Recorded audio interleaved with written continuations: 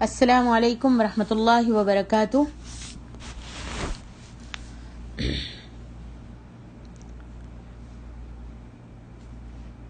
نحمدہ ونصلی علی رسولہ الکریم، اما بعد۔ پہلے ہم نے ایک آیت کی تفسیر میں معراج کا پورا قصہ کہ کہاں سے معراج شروع ہوئی اور کہاں پر ختم ہوئی اس کے بارے میں تفصیلاً بتایا تھا۔ اب ہم دوسری آیات کی تفسیر کرتے ہیں۔ اعوذ باللہ من الشیطان الرجیم وآتینا موسیٰ الکتاب وجعلناہ ھدی لبنی اسرائیل الا تتخذوا من دونی وکیلا۔ ہم نے موسیٰ کو کتاب دی اور اسے بنی اسرائیل کی ہدایت کا ذریعہ بنایا، اور اس میں انہیں حکم دیا کہ میرے سوا کسی کو کارساز دوست نہ بنانا۔ جن دنوں اسراء کا واقعہ پیش آیا اس وقت بیت المقدس بنی اسرائیل کی تولیت میں تھا۔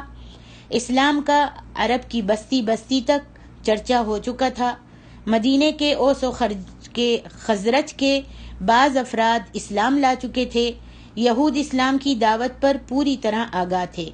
بیت المقدس میں آپ صلی اللہ علیہ وآلہ وسلم کو لے جانے اور آپ صلی اللہ علیہ وسلم کی امامت سے صاف اشارہ ملتا تھا کہ ان قریب بیت المقدس پر امت مسلمہ کا قبضہ ہونے والا ہے، اور اس صورت بنی اسرائیل کا آغاز جو واقعہ اسراء سے ہوا ہے تو محض تمہید کے طور پر ہوا ہے، ورنہ اصل روئے سخن یہود ہی کی طرف ہے، اور انہیں ان کی سابقہ تاریخ سے خبردار کرنے کے بعد متنبہ کیا جا رہا ہے کہ ان کی بھلائی اسی میں ہے کہ وہ پیغمبر اسلام پر ایمان لے آئیں اور اپنی سرکشی کو چھوڑ دیں۔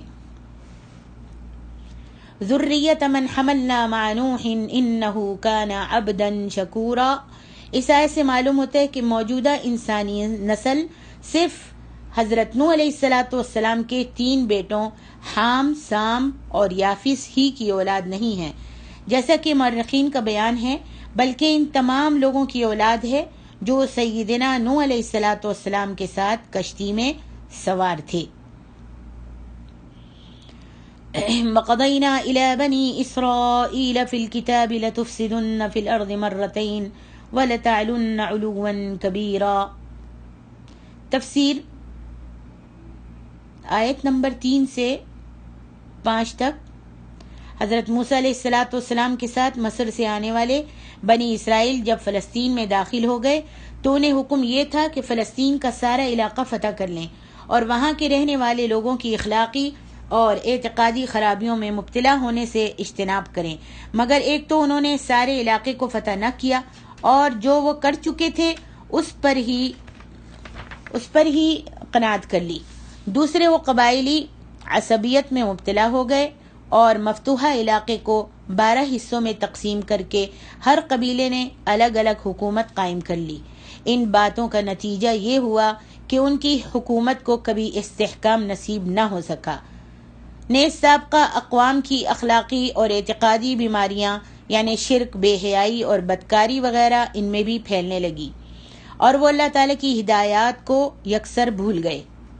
حضرت داؤد علیہ السلام اور حضرت سلیمان علیہ السلام نے بہت حد تک اصلاح احوال کی، ان کو سنوارنے کی کوشش کی اور ایک دفعہ پھر سے حکومت بنی اسرائیل کو مستحکم بنا دیا، مگر جلد ہی بنی اسرائیل پھر سے اپنی بیماریوں اور خرابیوں میں مبتلا ہو گئے، بت پرستی اور بے حیائی عام ہو گئی اور حکومت بھی ان کی متزلزل ہو گئی۔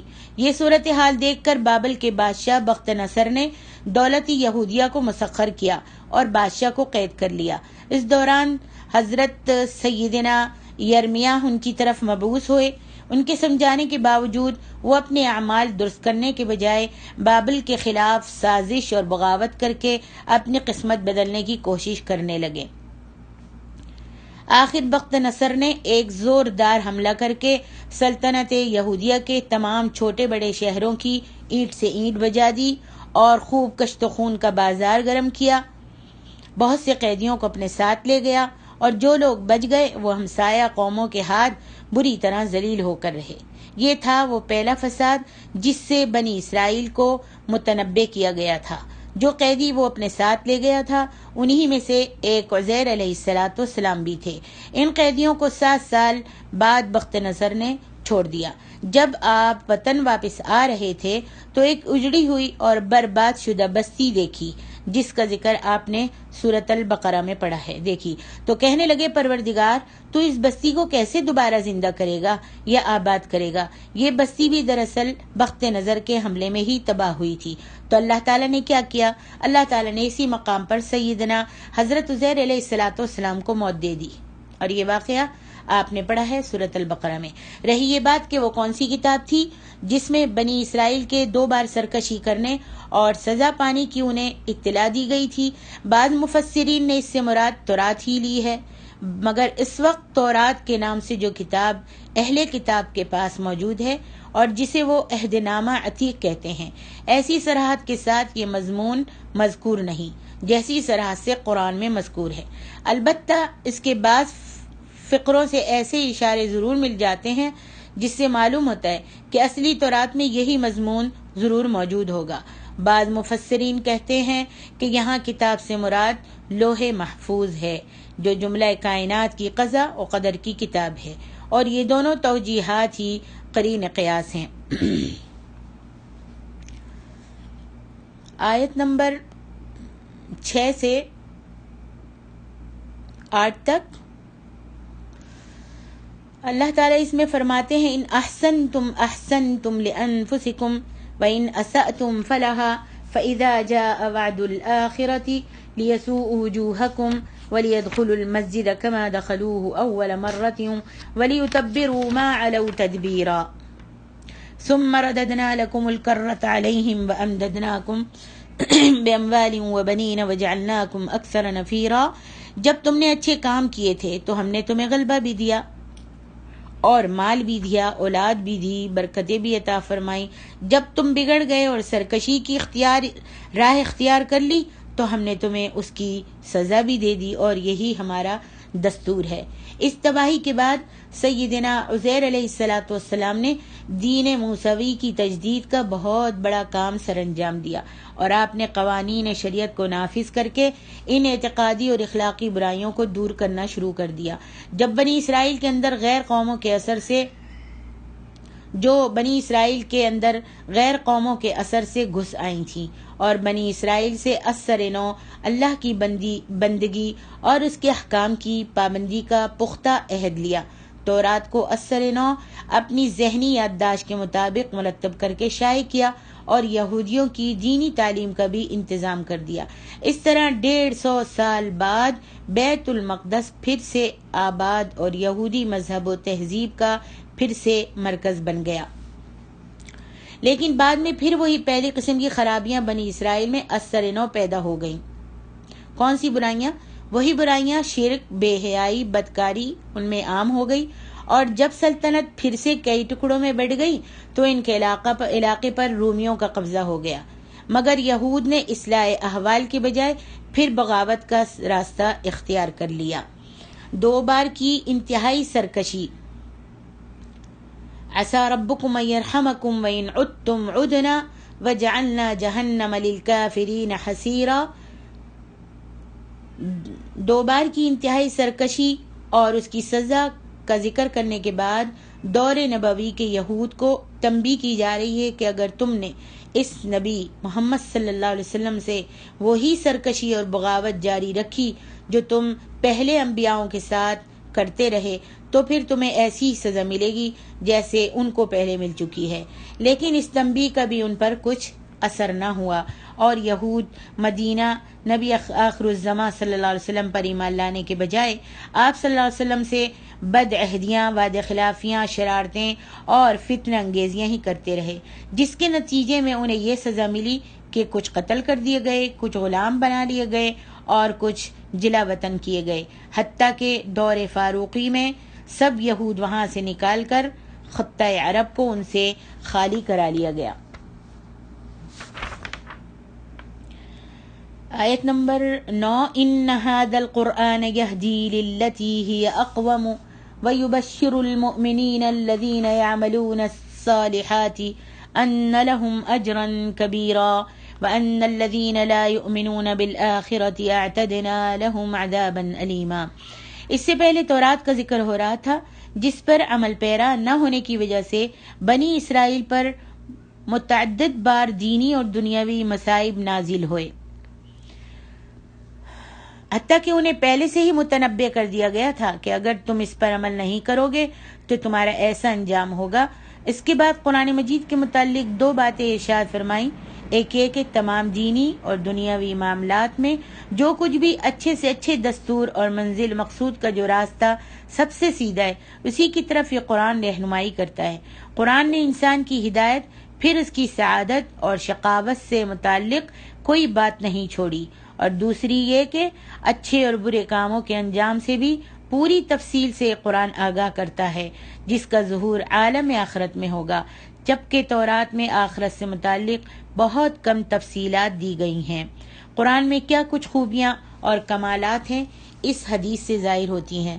حارث اعور کہتے ہیں کہ میں مسجد میں حضرت علی رضی اللہ عنہ سے ملا اور کہا، دیکھیے یہ لوگ کیسی باتوں میں لگے ہوئے ہیں۔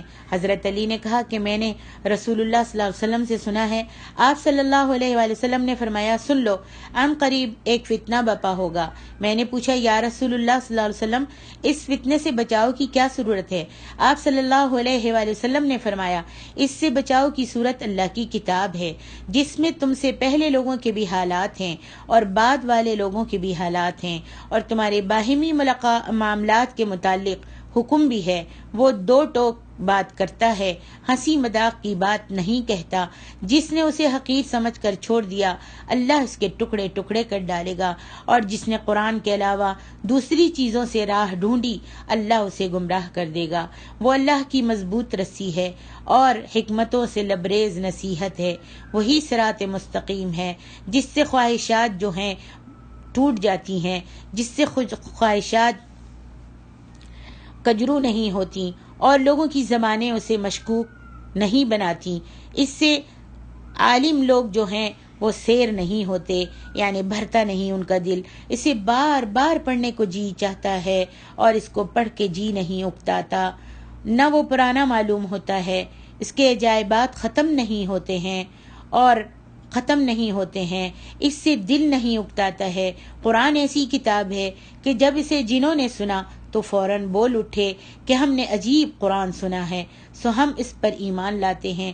جس نے قرآن کے مطابق کلام کیا اس نے سچ کہا، اور جس نے اس کے مطابق عمل کیا اسے اجر دیا جائے گا، اور جس نے اس کے مطابق فیصلہ کیا اس نے عدل کیا، اور جس نے لوگوں کو قرآن کی طرف بلایا اسے سیدھی راہ دکھلا دی گئی۔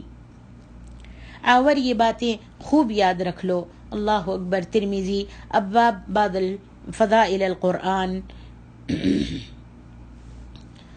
آیت نمبر 11، وَيَدْعُ الْإِنسَانُ بِالشَّرِّ دُعَاءَهُ بِالْخَيْرِ وَكَانَ الْإِنسَانُ عَجُولًا۔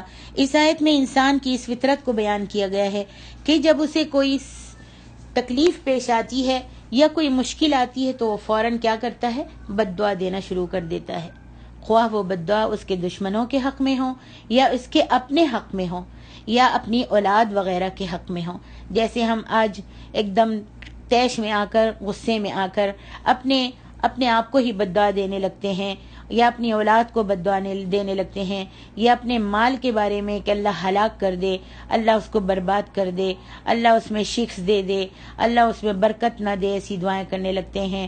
پھر وہ یہ بھی چاہتا ہے انسان بد دعا کر کے کہ اس کی بد دعا جو ہے جلد سے جلد قبول ہو جائے، حالانکہ بعد میں اس کو خود ہی احساس ہو جاتا ہے کہ اگر اس کی بد دعا قبول ہو جاتی تو اسے کتنا زیادہ نقصان پہنچ سکتا تھا۔ جیسا کہ ابو جہل نے اپنے حق میں بد دعا کی تھی کہ اللہ اگر یہ نبی اور یہ قرآن برحق ہے تو ہم پر تو آسمان سے پتھروں کی بارش برسا۔ اسی طرح اللہ مسلمان بھی کفار مکہ سے سختیاں برداشت کرنے پر بعض دفعہ بد دعا کیا کرتے تھے، حالانکہ انہی لوگوں میں سے اکثر بعد میں ایمان لے آئے تھے، سبحان اللہ۔ اسی طرح بعض دفعہ انسان تنگ آ کر اپنی اولاد کے حق میں بد دعا کر بیٹھتا ہے، حالانکہ اگر اس کی دعا قبول ہو جائے تو اسے اس وقت سے بہت زیادہ صدمہ پہنچتا جس وقت اس نے یہ بد دعا مانگی تھی۔ اگر دعا قبول ہو جائے تو اس کو ہی صدمہ اتنا پہنچے کہ مرتے تک اس کا صدمہ دور نہ ہو۔ گویا انسان کی جلد باز طبیعت اکثر اوقات انسان نقصان ہی پہنچاتی ہے، نقصان دہ ہی ثابت ہوتی ہے۔ اس کے برعکس اللہ کے کاموں میں تدریج اور امہال کا قانون جاری و ساری ہے۔ سبحان اللہ، اللہ بڑے تحمل والا ہے، وہ انسان کی بددعا کو جلدی قبول نہیں کرتا۔ اللہ اکبر۔ پھر انسان سوچتا ہے کہ یا رب، میں نے تو یہ بددعا کی تھی، اگر میری بددعا قبول ہو گئی ہوتی تو آج میں کس قدر خسارے میں ہوتی۔ سبحان اللہ، اللہ تبارک و تعالی بڑا حکیم ہے، اور رب العالمین کی اس میں طرح طرح کی حکمتیں پوشیدہ ہیں۔ تو ہم سب کو چاہیے کہ ہم، اللہ کے رسول صلی اللہ علیہ وسلم فرمایا، نہ اپنے لیے، نہ اپنے مال کے لیے، نہ اپنی اولاد کے لیے بددعا نہ کرو، نہیں کرنی چاہیے، نہ اپنے غلام کے لیے بددعا کرنی چاہیے۔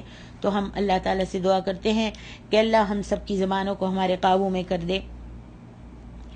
آگے اللہ تعالیٰ ارشاد فرماتے ہیں وَجَعَلْنَا اللَّيْلَ وَالنَّهَارَ آيَتَيْنِ فَمَحَوْنَا آيَةَ اللَّيْلِ وَجَعَلْنَا آيَةَ النَّهَارِ مُبْصِرَةً لِتَبْتَغُوا فَضْلًا مِّن رَّبِّكُمْ۔ اللہ تعالیٰ نے جہاں کہیں دن اور رات کا ذکر فرمایا ہے تو پہلے رات کا ہی ذکر کیا ہے، جس سے کیا معلوم ہوتا ہے؟ معلوم ہوتا ہے کہ فطری تقویم یہی ہے کہ دن 24 گھنٹے کا شمار ایک شام یا غروب آفتاب سے لے کر دوسرے دن کے غروب آفتاب تک ہو، دن خواہ چھوٹے ہوں یا بڑے ہوں، راتیں لمبی ہو رہی ہوں یا چھوٹی ہو رہی ہوں، یہ مدت ہمیشہ اور ہر موسم میں برابر 24 گھنٹے ہی رہے گی۔ اور دوسری بات یہ معلوم ہوتی ہے کہ دن رات کے آنے جانے میں نہ رات کی تاریکی یکدم آتی ہے اور نہ ہی دن اپنی پوری روشنی اور پوری تمازت کے ساتھ یکدم نمودار ہوتا ہے، بلکہ اللہ کے ہر کام میں امہال اور تدریج کا قانون کام کرتا ہے۔ رات کی تاریکی آتی ہے تو بتدریج چاند کی روشنی آتی اور بڑھتی ہے، تو بتدریج اسی طرح سورج کی روشنی اور تمازت بھی بتدریج بڑھتی ہے۔ پھر موسموں میں جو تبدیلی آتی ہے وہ بھی بتدریج آتی ہے۔ اسی طرح جب کسی قوم پر عذاب آتا ہے تو وہاں بھی یہی تدریج اور امہال کا قانون کار فرما ہوتا ہے۔ انسان کے جلدی مچانے سے کچھ نہیں بنتا۔ پھر اس طرح رات اور دن کی آمد و رفت میں انسانوں کے لیے کئی فائدے بھی ہیں۔ دن کو وہ کسب معاش کر سکتے ہیں اور رات کو آرام کر سکتے ہیں۔ اس کے علاوہ وہ اسی نظام لیل و نہار سے مدت کی تعین اور اس کا شمار بھی کر سکتے ہیں۔ اللہ اکبر، سبحان اللہ۔ آگے فرمایا وَكُلَّ إِنسَانٍ أَلْزَمْنَاهُ طَائِرَهُ فِي عُنُقِهِ وَنُخْرِجُ لَهُ يَوْمَ الْقِيَامَةِ كِتَابًا يَلْقَاهُ مَنشُورًا۔ طائر کا لغوی معنی پرندہ ہے اور دوسرا معنی شومئی قسمت ہے، مگر اس سے مراد انسان کا اعمال نامہ لیا جاتا ہے۔ مطلب یہ ہے کہ انسان کی بدبختی یا نیک بختی کا ریکارڈ باہر کی دنیا میں نہیں، بلکہ وہ خود انسان کے اندر موجود ہے۔ اسی مضمون کو اللہ تعالیٰ نے ایک دوسرے مقام پر یوں بیان فرمایا بل الانسان علی نفسہ بصیرہ ولو القی معاذیرہ، بلکہ انسان اپنے آپ پر خود ہی دلیل ہے، اگرچہ اپنی بے قصوری کے لیے بہانے پیش کرتا ہے۔ اور اس کا ایک پہلو تو یہ ہے کہ ہر انسان کے ساتھ دائیں اور بائیں دو فرشتے ہر وقت موجود رہتے ہیں جو اس کا ایک ایک چھوٹا بڑا عمل ساتھ ساتھ لکھتے جاتے ہیں، اور ان کا یہ اعمال نامہ تیار ہوتا رہتا ہے، اور یہی توجیہ کتاب و سنت سے ثابت ہے۔ اور موجودہ تحقیق سے یہ معلوم ہوتا ہے کہ انسان جو بھی کام کرتا ہے یا زبان سے جو بھی الفاظ نکالتا ہے تو اس کے اثرات اس کے بدن پر مترتب ہوتے ہیں اور فضا میں بھی محفوظ ہوتے جاتے ہیں اور مدت مدید تک قائم رہتے ہیں۔ پھر جب قیامت کی صبح نمودار ہوگی تو انسان کی نگاہ اس قدر تیز ہو جائے گی کہ انسان یہ سب کچھ دیکھ اور پڑھ سکے گا۔ یہ خارجی شہادات اس کے اعمال نامے کے علاوہ ہوں گے، جس کا ذکر کتاب و سنت میں جا بجا موجود ہے۔ آگے فرمایا اقرأ کتابک کفی بنفسک اليوم علیک حسیبا، من اهتدى فإنما يهتدي لنفسه ومن ضل فإنما يضل عليها ولا تزر وازرة وزر أخرى۔ یہ قانون جزا و سزا کا ایک نہایت اہم جزو ہے، یعنی جو کرے گا وہی بھرے گا، جیسا کرے گا ویسا بھرے گا۔ ایک کے گناہ کا بار دوسرے کی طرف منتقل نہیں ہوتا، ایک کا بوجھ دوسرے پر نہیں ڈالا جائے گا، اور جتنا کسی کا گناہ ہوگا اتنی اسے سزا ضرور ملے گی، اور اتنی ہی ملے گی، نہ کم ملے گی نہ زیادہ ملے گی۔ فمن يعمل مثقال ذرة خيرا يره ومن يعمل مثقال ذرة شرا يره۔ اس آیت سے جو اہم بات معلوم ہوتی ہے وہ یہ ہے کہ ہر ایک سے فردن فردن باز پرس ہوگی۔ کوئی شخص اپنے گناہ کا بار بوجھ معاشرے پر ڈال کر خود بری ذمہ نہ ہو سکے گا، بلکہ یہ دیکھا جائے گا کہ اس اجتماعی جرم میں اس خاص فرد کا کتنا حصہ ہے، اسی کے مطابق اسے سزا ملے گی۔ لہذا ہر شخص کو اپنے کردار پر نظر رکھنی چاہیے، اسے یہ نہیں دیکھنا چاہیے کہ دوسرے کیا کر رہے ہیں اور اس نے مجھ کو اس کام کی طرف اکسایا تھا، اس نے مجھ کو ایسا لباس پہننے کے لیے اکسایا تھا، یا اس کو میں نے دیکھ کر لباس پہنا تھا، اور کہہ دے گا کہ بھئی عورت کہہ دے گی کہ بھئی میری فلانی دوست سے میرا حساب لے لیا جائے، اس نے ایسے کیا تھا تو میں نے بھی ایسے کیا ہے۔ نہیں، بلکہ یہاں پر دیکھا جائے گا فردن فردن حساب لیا جائے گا۔ وہاں یہ نہیں پوچھا جائے گا کہ دوسرے کیا کر رہے تھے اور کیا کر رہے تھے کہ تم نے کیا تو ہم اس کا بدلہ جو ہے اس سے لیا جائے، نہیں، بلکہ یہاں پر یہ نہیں دیکھنا چاہیے کہ دوسرے کیا کر رہے ہیں، اور نہ ہی ایسا سہارا لینا چاہیے، ایسا سہارا کسی کام نہیں آ سکے گا، بلکہ اپنے اعمال و افعال پر ہم کو نظر رکھنی چاہیے۔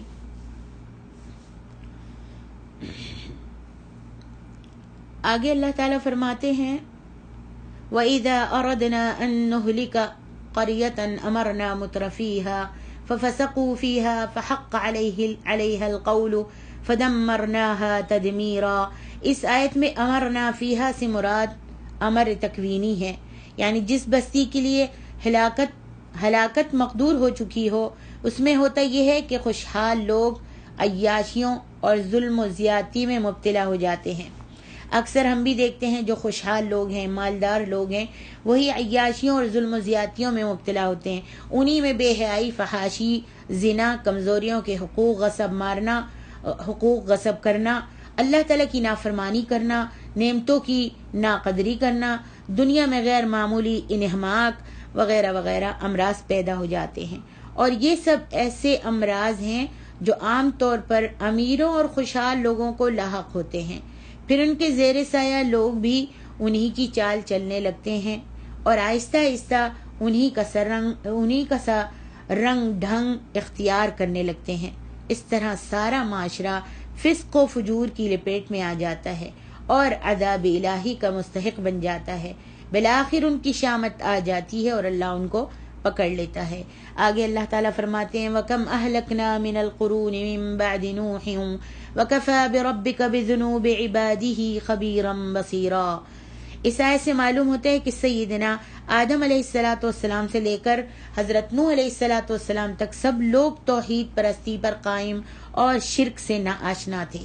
صحیح احادیث بھی اسی کی تائید کرتی ہیں کہ شرک کا آغاز قوم نوح سے ہوا۔ جب ان میں 5 بزرگ مر گئے تو شیطان نے انہیں پٹی پڑھائی کہ ان کے مجسمے تیار کر لیں۔ اس طرح بنی نوح انسان میں بت پرستی کا آغاز ہوا، اور شرک ہی وہ برائی ہے جس کے آگے دوسری برائیاں جنم لیتی ہیں۔ جب معاشرہ ان برائیوں کی لپیٹ میں آ جاتا ہے تو عذاب کا مستحق بن جاتا ہے، اور اس طرح کے جو عذاب آئے ان میں سب سے پہلا عذاب طوفان نوح تھا، پھر اس کے بعد دوسری قوموں پر عذاب آتے رہے جن کا ذکر اللہ تعالیٰ نے کئی مرتبہ قرآن مجید میں بیان فرمایا ہے۔ آگے فرمایا من کان یرید العاجلۃ عجلنا له فیہا ما نشاء لمن نرید۔ جو شخص دنیا ہی کا دنیا کا ہو جائے اور جو کام کرے صرف دنیا کا مال دولت کمانے یا دوسرے مفادات کے لیے کرے تو ایسے شخص کو بھی ہم دنیا دے دیتے ہیں، اور دنیا اس کو اتنی ملتی ہے جتنی اللہ کو منظور ہو، اس سے بڑھ کر اس کو نہیں ملتی۔ اور چونکہ ایسا شخص آخرت پر یقین ہی نہیں رکھتا، لہٰذا وہ یقیناً دنیا کمانے میں جائز اور ناجائز طریقوں میں کوئی امتیاز روا نہیں رکھتا۔ لہذا آخرت میں اسے دوزخ کی سزا جو ہے وہ بھگتنا ہوگی۔ اللہ تعالیٰ نے فرمایا وَمَنْ أَرَادَ الْآخِرَةَ وَسَعَى لَهَا سَعْيَهَا وَهُوَ مُؤْمِنٌ فَأُولَئِكَ كَانَ سَعْيُهُمْ مَشْكُورًا۔ اس کے مقابلے میں جو شخص اخروی اجر، آخرت کا اجر اور نجات کو ملحوظ رکھ کر اپنی زندگی بسر کرتا ہے اور اللہ پر اور روز آخرت پر ایمان رکھتا ہے، اسے یقیناً آخرت میں اس کے نیک اعمال کا اجر ضرور ملے گا، دوزخ کے عذاب سے بچ جائے گا اور دنیا بھی اتنی ضرور مل جائے گی جتنی اس کے مقدر میں لکھی ہوگی۔ آگے فرمایا کُلًّا نُمِدُّ هَٰؤُلَاءِ وَهَٰؤُلَاءِ مِنْ عَطَاءِ رَبِّكَ وَمَا كَانَ عَطَاءُ رَبِّكَ مَحْظُورًا۔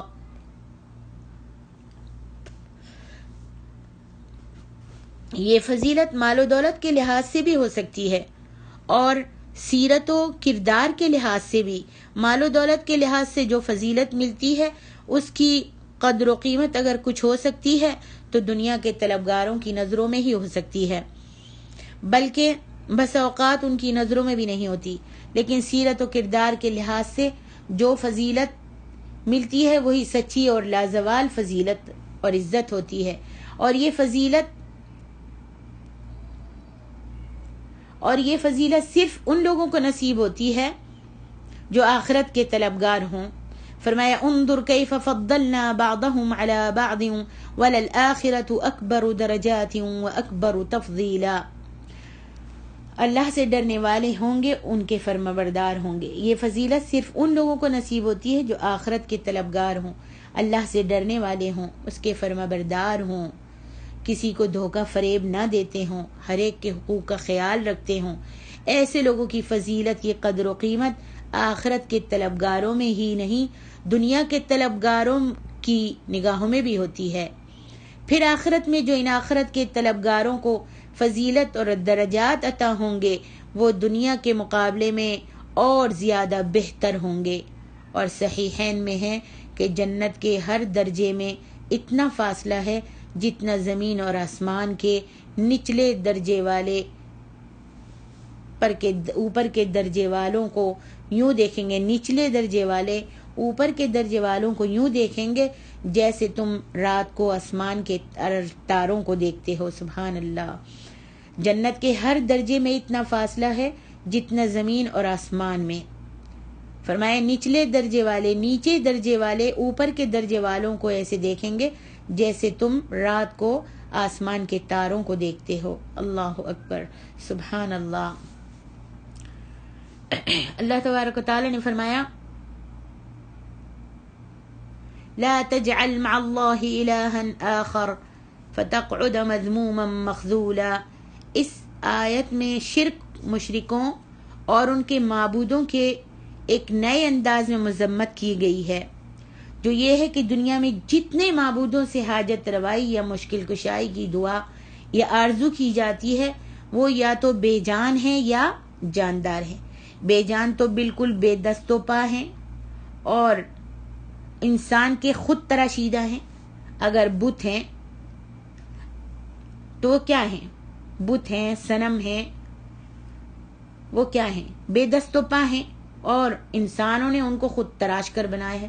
وہ تو خود انسانوں کے محتاج ہیں، وہ ان کی کیا مدد کر سکتے ہیں؟ اور جو جاندار ہیں وہ کیا ہیں؟ وہ اللہ کے مطیع اور اس کے آگے مجبور محض ہیں، اللہ کی مخلوق ہیں، لہذا تمہاری مدد کرنا ان کے بس سے باہر ہے، وہ تمہاری مدد کسی طرح کر ہی نہیں سکتے۔